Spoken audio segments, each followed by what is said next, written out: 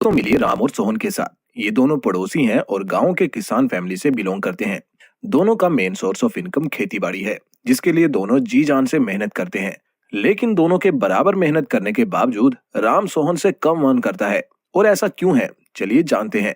Actual में क्या होता कि राम की जब भी फसल निकला करती तो वो फसल बेच के उससे जो भी मुनाफा मिलता उसे वो घर के खर्चों में लगा देता और अगली फसल के लिए मेहनत करने लगता, बजाय कुछ भी सेव किए। जबकि सोहन ऐसा नहीं करता। वो फसल से मिले मुनाफे से कुछ पैसा सेव किया करता और उन सेव किए पैसों से जब भी उसे मौका मिलता तो वो जमीन खरीद लिया करता, जिसे वो और किसानों को फार्मिंग के लिए रेंट पे दे दिया करता, जिससे उसे उस जमीन पर बिना मेहनत किए भी इनकम आती रहती, जो करने से अब उसकी टोटल इनकम पहले से ज्यादा आने लगी।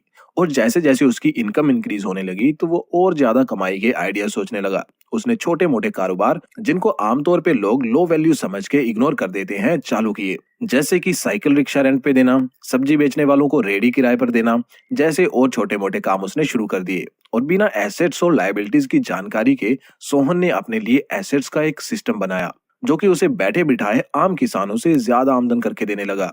वहीं दूसरी तरफ राम स्ट्रगल करता रहा। वो लाख गदा मजदूरी करने के बाद भी सोहन के लेवल तक नहीं पहुंच पाया। तो दोस्तों, ये है पावर ऑफ एसेट्स। एसेट्स ना सिर्फ आपको एक एक्स्ट्रा इनकम कमाने का जरिया देते हैं, बल्कि आपके फाइनेंशियल रिस्क को भी मैनेज करते हैं। तो दोस्तों, चलिए जानते हैं कुछ ऐसे एसेट्स के बारे में जिनको आप इजीली बिल्ड कर सकते हो, और साथ ही जानते हैं कि आप कैसे इनकी मदद से 15,000 महीना फिक्स्ड इनकम जनरेट कर सकते हो। तो लिस्ट में जो